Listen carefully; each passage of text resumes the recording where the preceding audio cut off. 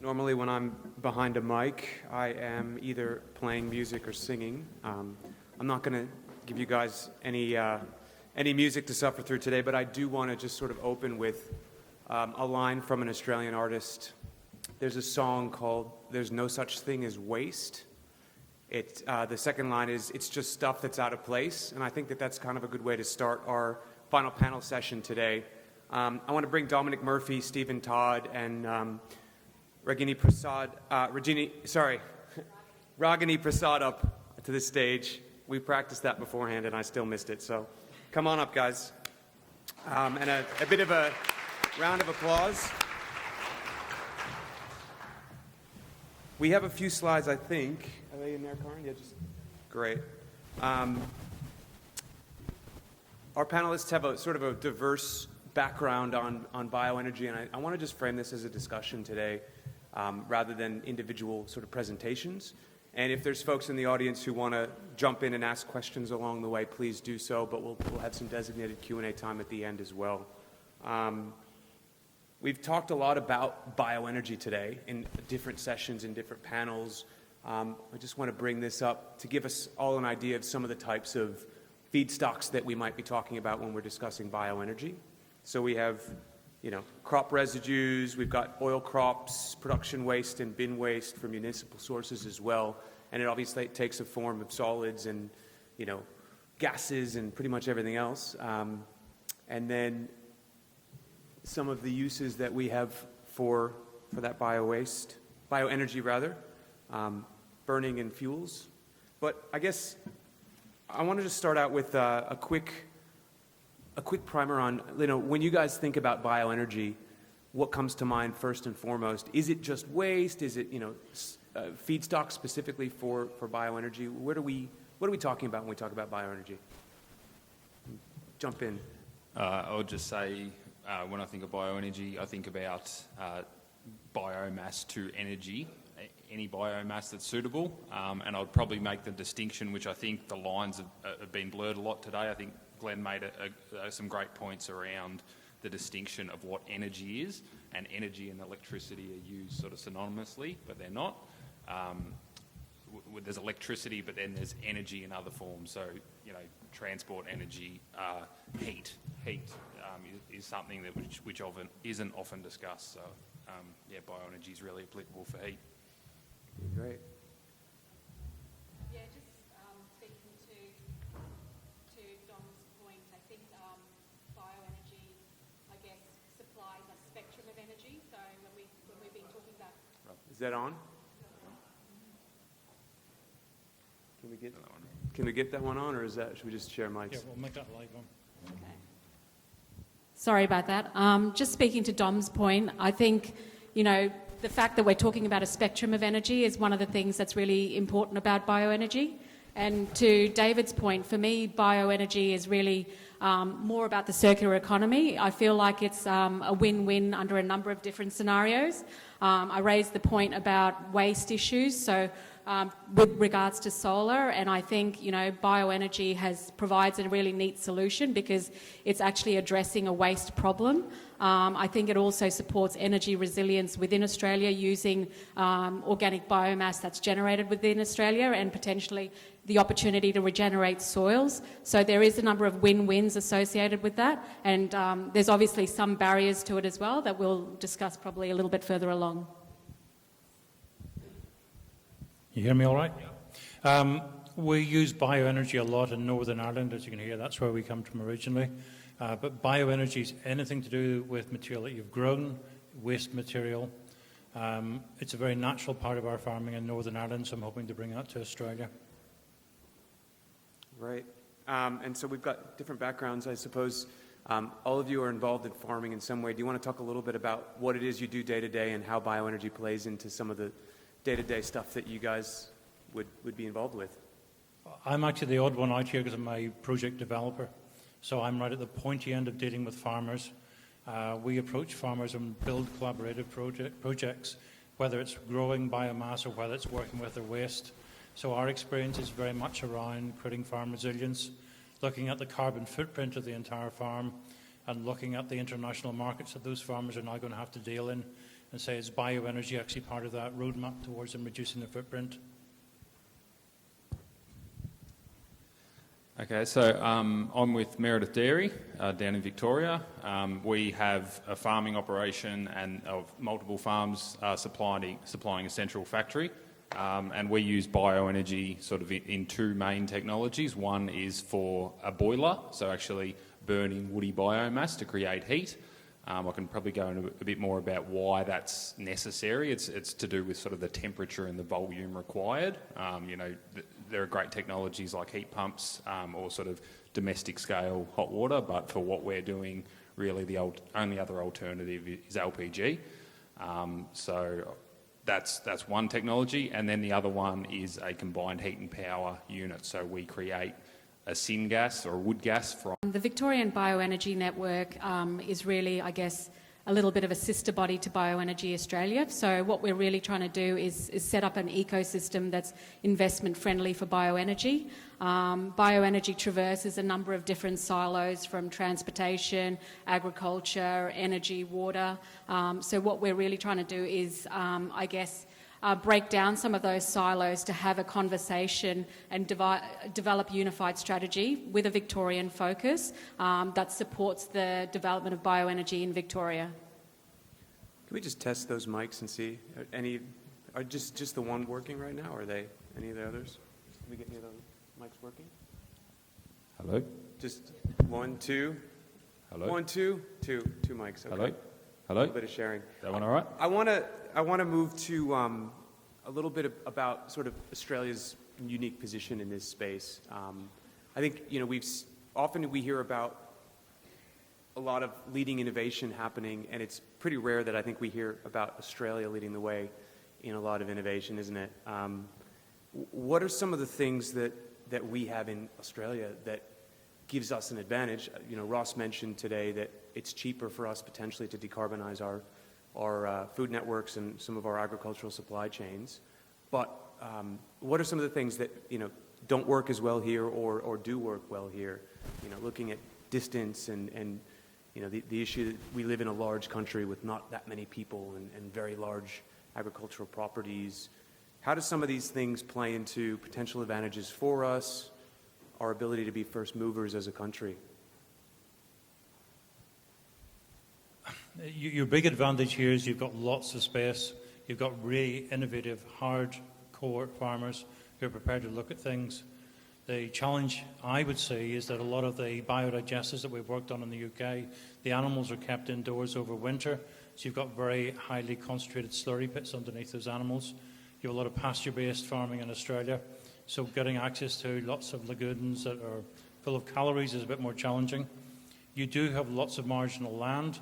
There's lots of material you can grow, and I'm going to say something controversial. You've got things like prickly pear, which are amazing in biodigesters, so it's a weed, it's a real problem. But you do have the ability as well of building farm resilience into your farm model by looking at alternative sources of income that also create carbon sequestration, give you economic resilience. And now that the European and Chinese market will be looking for carbon neutral food, farmers are going to have some way of creating those carbon credits other than just purely soil farming or tree farming. Do you guys have any other insight into that idea about decarbonizing the food chain and how bioenergy might play a role there? I mean, we heard about North Asia having potential demand for carbon neutral food, and in Europe the same thing. Is there any, can we expand on that point at all, you think, or? Well, I think a large part of it is the energy intensity of the food that you produce. So there's the embedded energy in whether it be drying foods or pasteurising dairy or whatever it is. And I think a key area that bioenergy can address right now is reducing that embedded energy.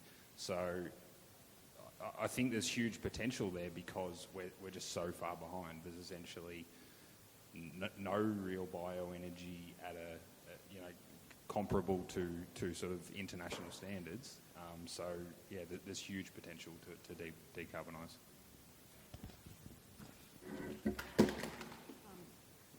Just to add to that point, I think you've seen some really small-scale solutions that we've talked about here today, and just to Dom's point, I think there's an opportunity to upscale that. There's significant agricultural activity happening in Australia, and certainly the opportunity to use marginal and degraded lands to grow crops that are suitable for processing. So we really need to look at it from a systemic perspective and not just leave it down to, I guess, individual farmers to develop projects themselves, which is what's happening at the moment.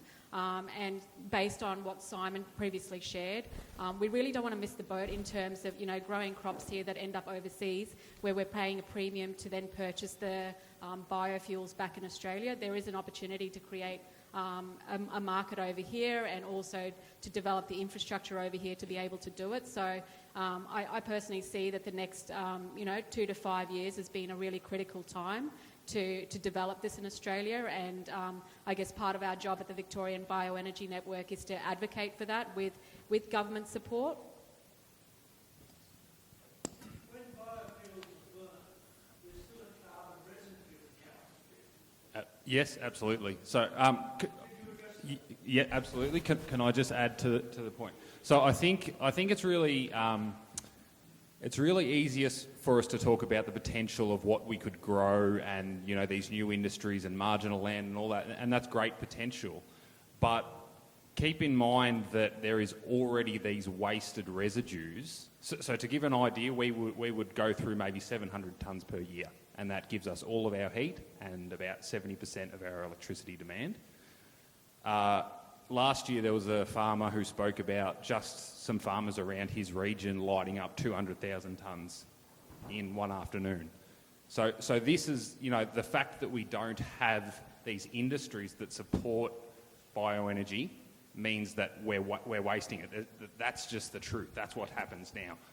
I've spoken to people today, and I've spoken to people lots over the last sort of few months who have 20,000, 30,000 tonnes of residues that are just sitting there wasted, and they oxidise and become CO2. So if I can speak to your point, you're absolutely right. If you burn a carbon fuel, that releases CO2. The distinction is, and this isn't my personal opinion, this is in the National Greenhouse Accounting Factors, is that when you burn or gasify a biomass, the CO2 component is not accounted for. And that is because the only place that CO2 could have come from is from the atmosphere in its recent growth.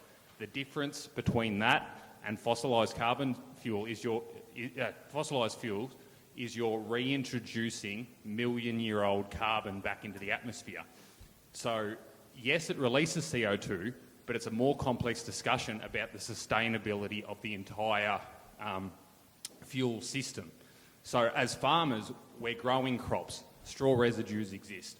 We grow trees and harvest them, and we have wood chips, which then oxidise and become CO2. Bioenergy intercepts that process, and in doing so, offsets fossil fuel usage. So I agree with you, and I'm not saying that we should be cutting down the Amazon rainforest for this.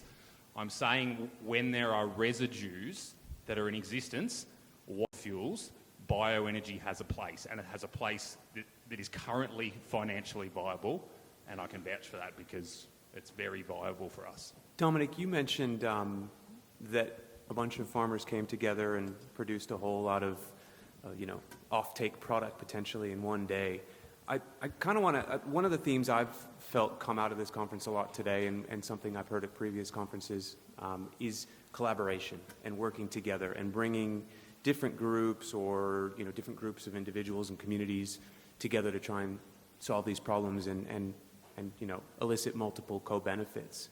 I'm wondering, do you guys have a take on, what are some of the ways that we can be more collaborative, and what are some of the issues that we can solve by, bringing local councils or local community groups of farmers together? What are the roles that government policy can play in this? It's there's a lot of stuff here, but I guess what I'm trying to get at is,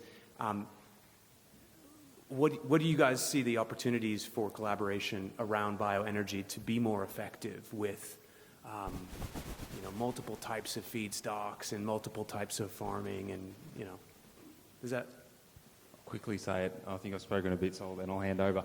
I think a great way to collaborate would be, I think in Australia we're maybe so far behind that we get excited and we try and, before we're even producing gas, we talk about injecting it into the network or whatever it is. I think the most collaborative thing we can do is look at what's already up and running and try and build a broader network of existing bioenergy applications and then move on from there. I think that's probably the most productive thing we could do. I would say at the minute, particularly with our work with the Victorian Farmers Federation, it's all about idea sharing, information sharing. We frequently speak to farmers after they've invested a lot of time and effort either in solar or bioenergy. They go into the valley of death where it gets so confusing they do nothing. Part of what we're trying to do with people is show examples of what does and doesn't work, and then look at whole of farm audits on their carbon footprint. But have that broader conversation, encourage people to ask what they consider to be stupid questions, because there's no such thing as a stupid question, and just keep the doors open with the organisations that are being formed to share that information. And I think it's now time for Australian farmers to, I suppose, take that leap of faith by trusting each other to actually have each other's backs, as opposed to each individual farmer trying to go on their own journey. Yep, I agree with all that's been said. I think there's significant opportunity to co-process waste. So it's really about bringing different people together. And, I've come from the water sector, and I think, if you go down to Geelong and Barwon Water, they're trying to collaborate with councils and the local agricultural sector to do effectively a bio-hub in the area.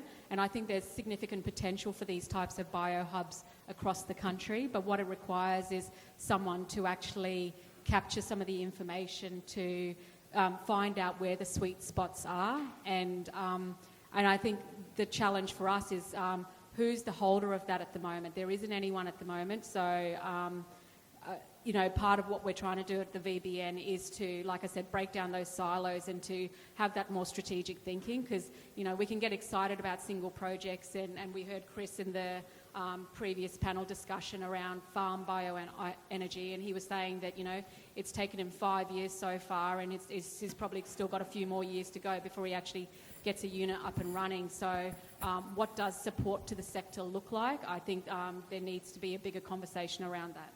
Great. Look, I have a lot of questions that I could keep asking, but I think I'm going to open it up to the room and see if there's others who want to get involved in the discussion. I know these themes have come up a lot today, so do folks want to contribute or sort of ask some questions or investigate some of these areas?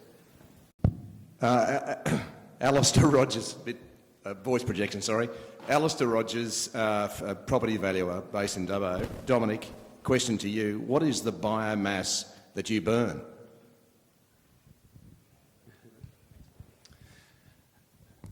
That works. So I'd make the distinction that we have two processes. One is burning in a boiler, and one is gasifying. And we feed that with either offcuts of wall frames and things. So that is quite a good product. It's kiln dried, so all the energy that goes into it is already sort of embedded, because you want kiln dried wood to build houses out of. So it's offcuts from that process. The other one is pine plantation residue, so things that are logs that are discarded because they're not suitable for saw log production are chipped, and then we use that. And then the other one is also a recycled hardwood, so it's similar to the wall frames. We used to grow it on site, and we have a significant tree planting program. The reason why we moved away from it is partially because we're just busy with the actual business, but secondly just because when you're bulk handling materials at the scale that sort of wall frame manufacturers or plantation forestry does, it's just at a scale where they can just do it so much quicker, and then we're just sort of getting the leftover from that product, so we can actually get it delivered to us cheaper than we're actually able to chip it on site and get it into the boiler or the gasifier.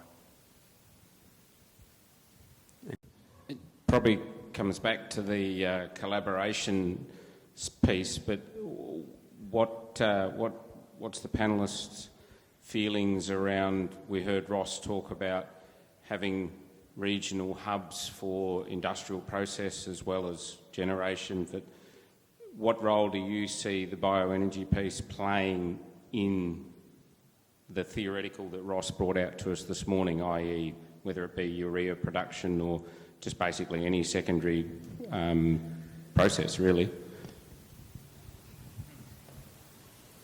I'm probably not the right person to ask because I've been around too long to understand how these things can unravel really quickly. If you're supplying one processing plant in the centre, you've got to have a very strong level of trust built into the model. And that's just my UK voice speaking. We're more interested in talking about smaller processing plants where people are co-invested in the entire process. So the producer and you're also invested in the processing plant. And that means that both ends of that arrangement are mutually beneficial. It's very dangerous to have a corporate, with all due respect, sitting in the centre with you becoming suppliers to that system. That's only my perspective. I'd agree with that. There are a lot of sort of projects that have been dreamt up, particularly over the last sort of 6 or 7 years in our region around, organic waste processing, and it's hard getting lots of people to agree, and essentially they go nowhere. But to speak to a point that has probably been raised in different forms by a few people today, so we sized our unit based on what we use on the site, and that then flows on to, that is really well matched to what our power supply to our site is, and it's sort of going back to that feeding energy back the other way. So because of that, we're sort of, there's a supply industry instead of, centralised, taking all the material into a centre and requiring upgrades to the electricity network at the centre and all of the supporting infrastructure at that central place. By having distributed sites around that feed back, you're, providing jobs for those smaller areas. You're providing, distributed networks. You're providing sort of redundancy into the system. So if one system goes down for maintenance, you've got all these other units running. And it's, I think it's been raised lots of times today about trying to maximise the distribution network rather than relying on renewable energy zones. I think appropriately sized generators on existing infrastructure ticks all of those boxes, whether it's logistics or, regional jobs or whatever. I've probably got a bit of a half glass full perspective on this, and I think, if you look at, I completely agree with you in terms of, relationship building and trust building, that's a critical part, and that does take a significant amount of time. I think it's possible. If you look at what Bar and Water are trying to achieve at the moment, it is a big ask, and there are a number of different players that they're speaking to and forming agreements with. It does take a lot of trust, but I think if you're committed to the process and you've got a number of different people who feel like it can be a win-win for everyone, I think it is possible. I know we're, you guys mentioned the renewable energy zones. Specifically here in New South Wales, we have 5 designated renewable energy zones, and we know that there are going to be issues around needing to upgrade those transmission networks. And at the moment, most of what I've been hearing is a lot around solar and wind and how those, distributed energy sources become replacement for our existing coal-fired power and all that. Because of the nature of bioenergy and the fact that we need firming capacity and baseload power and et cetera, I get that there's multiple things happening here with wanting to have, localized networks and have our feedstocks in a single place so we don't have to have all this movement of fuels around, because, sun and wind happen right on site, and bioenergy can, but often needs to be brought into a central location if you're going to be using it in that way. Do you think that there's a role in the reses for bioenergy? And do you think we should be thinking about that? Like, if there is a role, what would that be, and how would that go alongside that sort of solar and wind conversation we're having? My view on that would be, if there is, it's coincidental that it happens to be in the reses. So bioenergy, a heat engine is an inefficient process. The engines in everybody's car are inefficient. What really tips the scales for bioenergy? One is synchronous generation 24 hours a day, but the thing that really did it for us is that those losses, those inefficiencies are in the form of heat. So if you can co-locate biomass operations or bioenergy operations with existing demand for heat or potentially new industries which would have heat in the regions, that is where you really get the benefit. So, on an energy level, it's just madness to me that we sort of generate, we have coal-fired generators and they're not located at locations where we also happen to have our massive heat demands, like why can't we sort of maximise the efficiency of the entire process by burning or gasifying that biomass and, using them both at the same site? So, yeah, if there's an industry in the res zone and it makes sense to use the biomass there, absolutely, but I don't think for bioenergy the reses really Bring the have that much industry play. to the energy rather than bring the industry to the energy to the industry, you're saying? Yeah, exactly. Okay. Yeah. I suppose when if you're growing the biomass, you've got to grow it where it can grow. The big advantage, obviously, for bioenergy is the fact that a system could potentially last you 25, 30 years, whereas a lot of the battery systems that are being built at the minute, you may get 10 years out of them, and then it's landfill. You also have the advantage of being able to build smaller bio burners or biomass AD plants in amongst your network. So you've got essentially a biological battery. You can turn it on whenever you need that power. It can actually provide the firming that a lot of the solar farms are going to need. And they also create rural employment in areas where a lot of the solar farms are obviously going to be in marginal areas going out. If you have a biomass facility, you potentially create greater employment in that area of deprivation. It's a possibility. Emily from Green Energy Group. I've been to a couple of conferences recently, and one of the key topics in other areas of energy and the energy transition is around jobs and having the people to actually be part of this transition. I was wondering your thoughts of the panel about where bioenergy could support growth of new jobs, or is technically skilled people in rolling out there's a barrier to scaling up bioenergy in our network? What are your thoughts? No, I don't think it's in there. In there? No. Sorry. Yeah, so I was just trying to get David to put up a slide.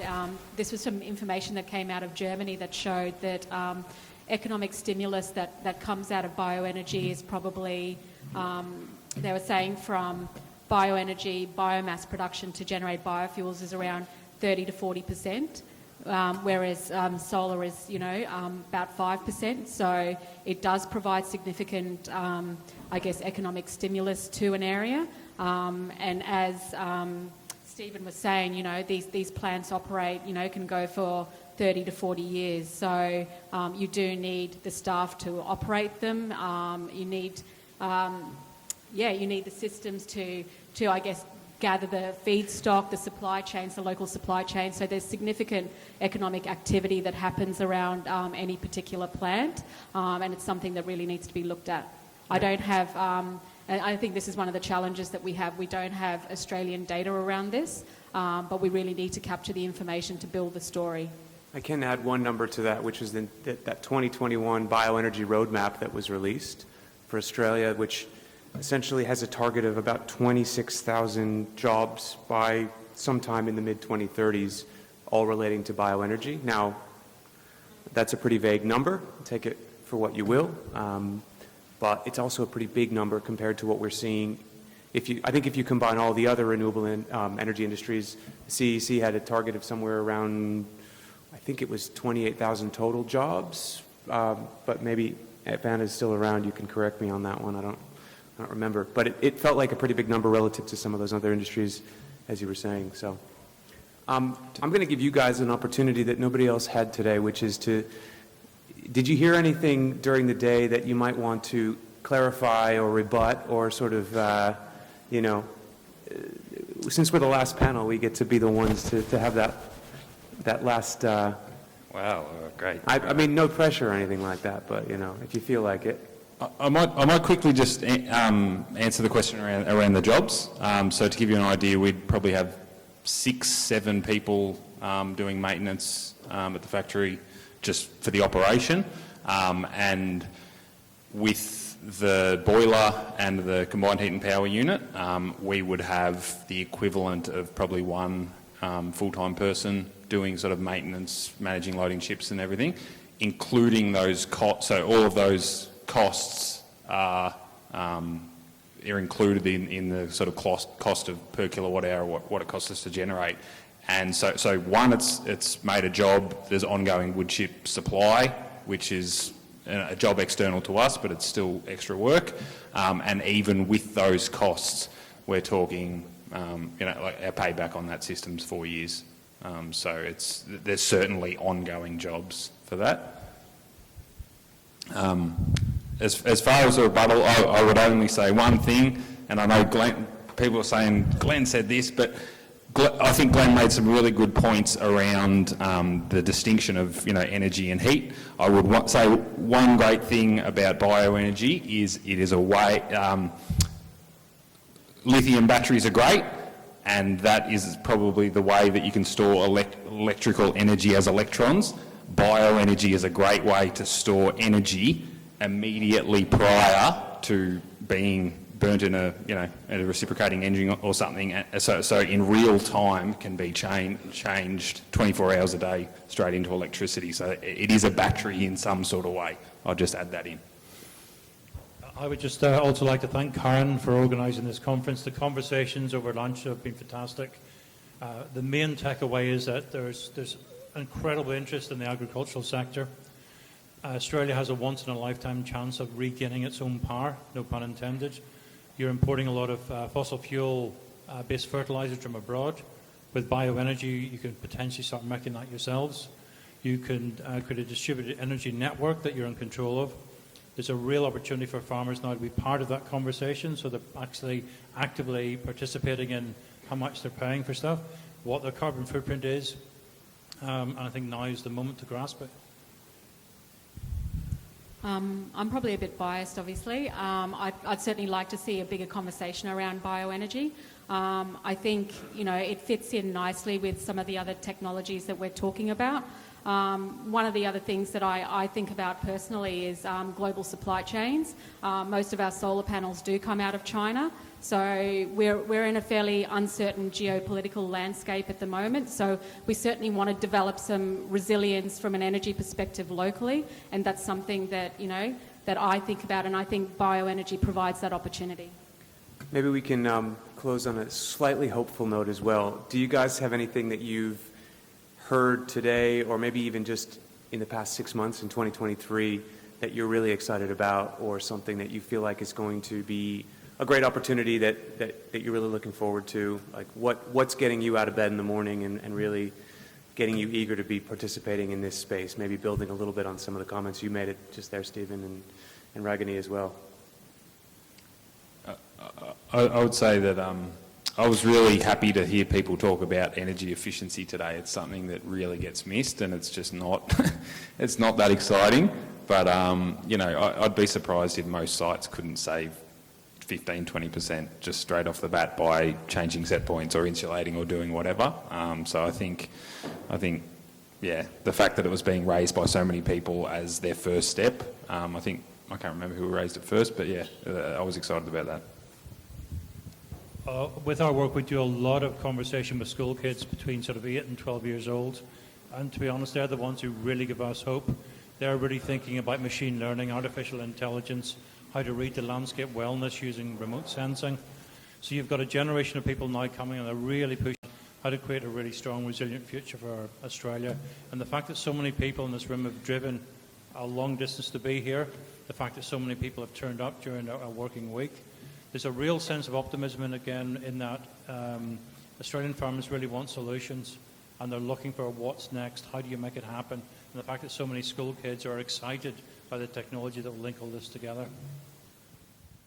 I guess I'm excited by the passion in this room. So I've had some really interesting conversations both last night and today, and the desire to find solutions that work for us all and not being an either or is something that excites me. The other thing that excites me is soils and soils and bioenergy. So I'd love to see more happen in this space, and perhaps it takes, fertiliser prices going through the roof to change some of the dynamics. But I think there's a real opportunity to regenerate our soils and potentially, use bioenergy to develop some of those fertilisers locally. Great. Look, we've got a quick wrap up here, but can I get a round of applause for all of our panel members and for Corin as well?